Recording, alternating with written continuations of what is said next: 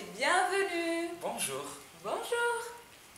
Dans cette vidéo, on va vous donner des astuces pour parler comme un Français. Prêt? Allez, c'est parti.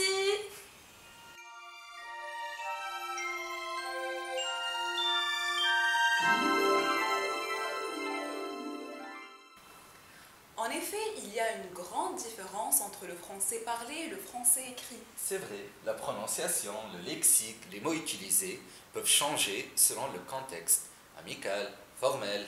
Oui, absolument. Alors, la première astuce? À l'oral, le oui se transforme souvent en ouais. Par exemple, t'as fini ton dîner? Ouais. Tu viens m'aider? Ouais, j'arrive. Alors, t'as d'autres astuces pour sonner comme un français? Ouais. À l'oral, on remplace souvent le nous par en. Alors, t'es prête? Oui, je suis prête, nous y allons. Quoi? T'es prête? Oui, je suis prête, on y va. Ben voilà, on y va. Nous nous sommes bien amusés hier. On s'est bien amusé hier. Cool. C'est vrai, c'est plus léger. Cependant, on garde le nous pour tout contexte formel. Alors, on se fait un petit resto ce soir? Bonne idée, j'ai pas trop envie de cuisiner. Et ça te dit une petite balade après? Oui, ou un petit ciné, on verra. Glisser le mot petit devant tout et n'importe quoi pour rendre la conversation plus sympathique, c'est très français. Mais ça n'a aucun rapport avec la taille, hein. C'est juste pour faire plus mignon, plus cool. N'oubliez pas de nous laisser un petit commentaire, un petit like et d'activer la cloche pour voir nos petites vidéos. Et tu sais, tout comme petit, on utilise souvent des adverbes d'exagération comme archi, méga, hyper, vachement. J'ai trop faim, on va manger un truc? Ouais, je connais un resto, ses plats sont vachement bons et l'accueil est super sympa. On y va du coup.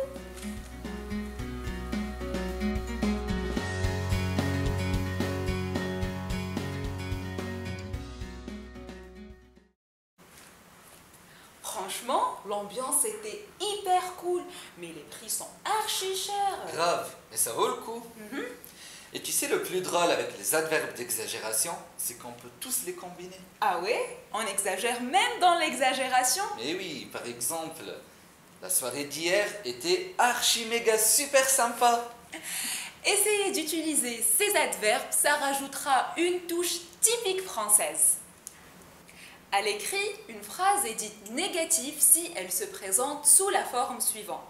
Sujet plus ne plus verbe plus pas. Par exemple, je ne sors pas, je ne sais pas. Mais à l'oral, on élimine le ne de la négation. Et pourquoi on fait ça? C'est uniquement pour parler plus vite. Par exemple, je sors pas, je sais pas. Et même, je sais pas, c'est plus léger, c'est plus français.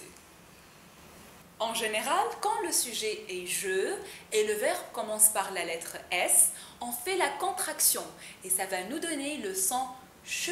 On l'entend souvent avec le verbe être, comme je suis à 1000 à l'heure, je suis en pleine forme, je suis pas sûr de ça. En fait, à l'oral, on fait beaucoup de contractions pour parler plus vite, gagner du temps, comme le U de tu qui s'élite devant une voyelle.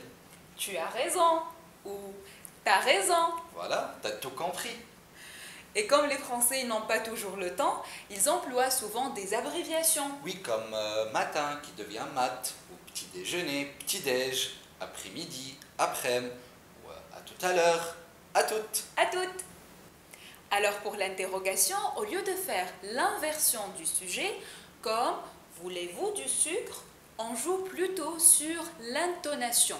Oui, par exemple, tu veux une crêpe, c'est la forme affirmative. Pour passer à la forme interrogative, on va hausser le ton à la fin. Tu veux une crêpe?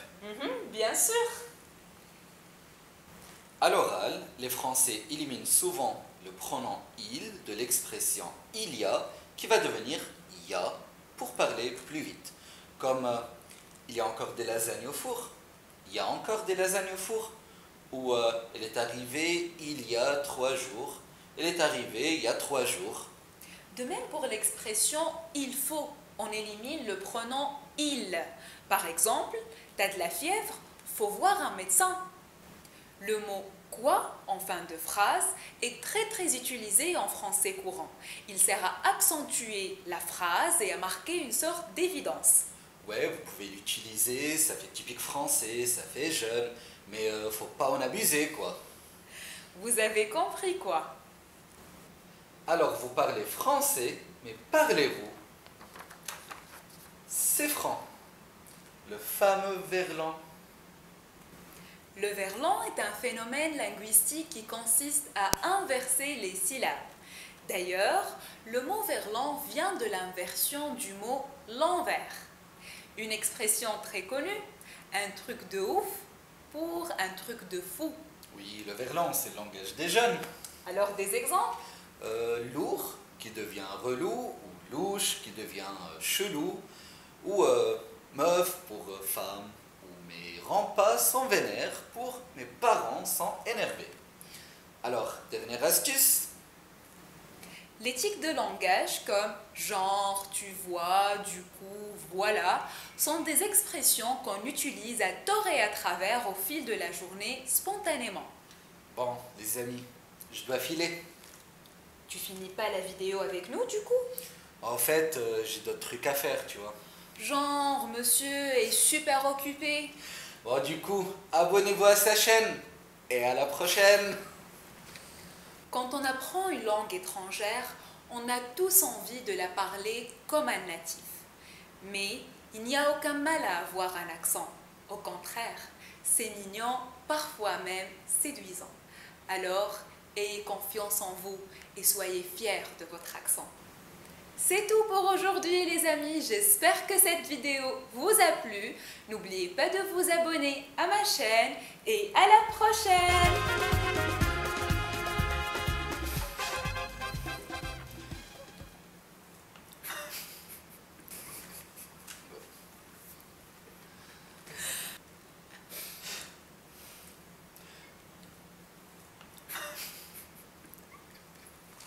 Bon, les amis, je dois filer.